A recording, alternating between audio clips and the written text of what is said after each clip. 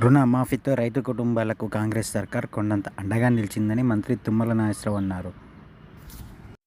CM Revanth Reddy ఏడాది పాలనలో వ్యవసాయ రంగంలో సాధించిన విజయాలు, పురోగతిపై మంత్రి తుమ్మల స్పందించారు. ఈ సందర్భంగా ఆయన మాట్లాడుతూ కేబినెట్లో ప్రధాన ప్రాధాన్యతను రైతాంగానికి ఇచ్చిన ఘనత తమ ప్రభుత్వానికే దక్కిందన్నారు. రాష్ట్ర బడ్జెట్లో 35% కేవలం వ్యవసాయ రంగానికి కేటాయించామని తెలిపారు.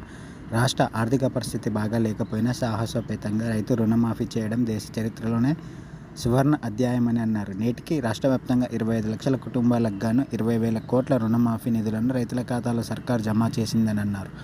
అకాల వర్షాలతో పంట నష్టపోయిన రైతులకు 10,000 చొప్పున సాయం చేసేందుకు పంట బీమా పథకాన్ని ప్రారంభించబోతున్నామని అన్నారు. ఎన్నికల కోడ్ దృష్ట్యా ప్రభుత్వం రైతు బంధు పథకానికి సంబంధించిన 7,625 కోట్లు రైతులకు చెల్లించలేదని అన్నారు. అనంతరం రైతుల కోరిక మేరకు ఏప్రిల్, మే నెలలో రైతు భరోసా పేరుతో సీఎం రేవంత్ రెడ్డి 7,625 కోట్లను రైతుల ఖాతాలో జమ చేశారని తెలిపారు. ఈ సంక్రాంతి తర్వాత రైతు బంధు రైతుల ఖాతాలో జమ చేయడంతో పాటు సన్నాలకు బోనస్ కూడా ఇస్తామని మంత్రి తుమ్మల క్లారిటీ ఇచ్చారు. రాష్ట్రంలో పామాయిల్ బోర్డు ఏర్పాటు చేయాలని కేంద్రానికి సూచించామన్నారు. సంక్రాంతి పండుగ నుండి రైతు బంధుని రైతుల ఖాతాలో జమ చేస్తామని మంత్రి తుమ్మల నాగేశ్వరరావు స్పష్టం చేశారు.